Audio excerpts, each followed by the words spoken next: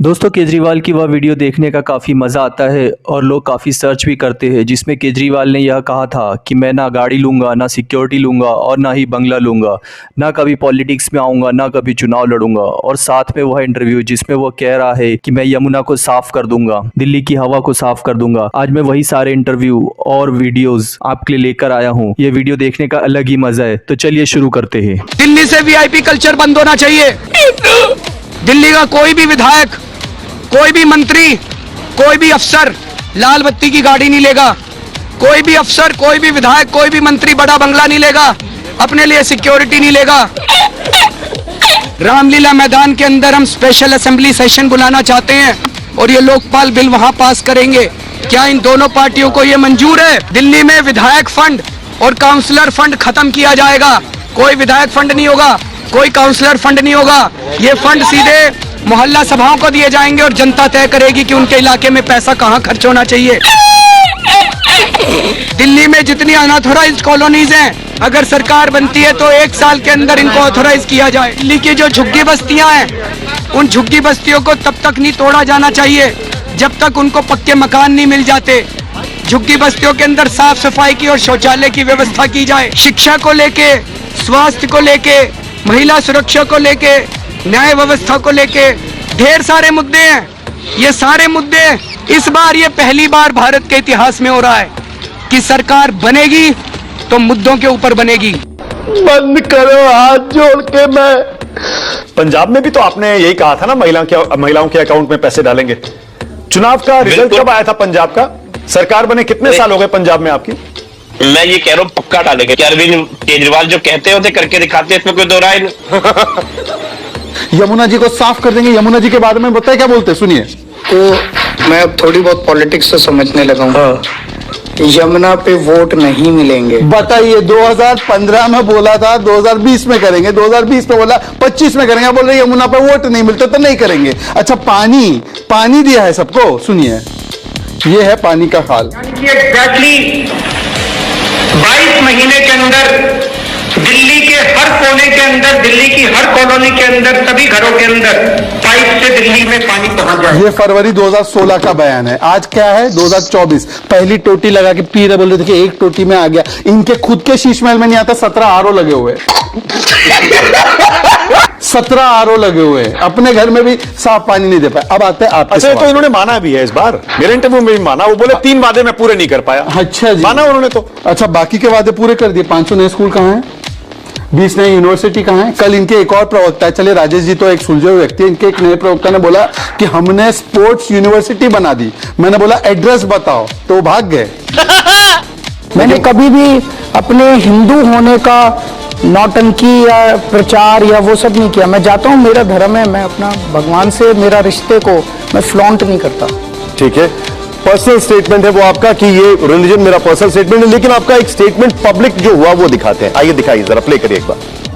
एक दिन रामचंद्र जी खाने का इंतजाम करने जंगल में गए। माता सीता को अपनी झोपड़ी में छोड़ गए और लक्ष्मण को बोले कि तू सीता मैया की रक्षा करेगा। इतने में रावण आया सोने का हिरण बनके। आया कि नहीं आया? सोने का हिरण बन के आया। सीता मैया लक्ष्मण को बोली मेरे को ये हिरण चाहिए। लक्ष्मण बोला ना मैया, भगवान राम कह के गए हैं कि मेरे को आपकी रक्षा करनी है। अब ये कैसे हनुमान भक्त हैं अरविंद केजरीवाल, जिन्हें रामायण नहीं पता? नहीं, रामायण पता है। तकलीफ बीजेपी वालों को क्या है? बीजेपी वालों को तकलीफ ये है, बीजेपी वाले कह रहे हैं मैंने ये कहा कि रावण जो है वो सोने का हिरण बन के आया। बीजेपी वाले कह रहे हैं कि रावण नहीं आया था, मरीच राक्षस बन के आया था। केजरीवाल की हिम्मत कैसे हो गई रावण का अपमान करने की? दोगले की औलाद, कौन सी फिल्म लाया है? ये आपका पीने का पानी है, इसको देखिए, इसमें बदबू आ रही है। केजरीवाल जी ने वायदा किया था कि 5 साल के अंदर मैं दिल्ली का पानी साफ कर दूंगा, यमुना जी में जाके नहाऊंगा, यमुना का पानी पीऊंगा। केजरीवाल जी दिल्ली का पानी पी लीजिए, 1 गिलास पी लीजिए, फिर देखते हैं क्या होता है। अस्पताल में मिलेंगे आपसे। Some people are suggesting now that Arvind Kejriwal has political ambitions. Arvind Kejriwal is from Hisar.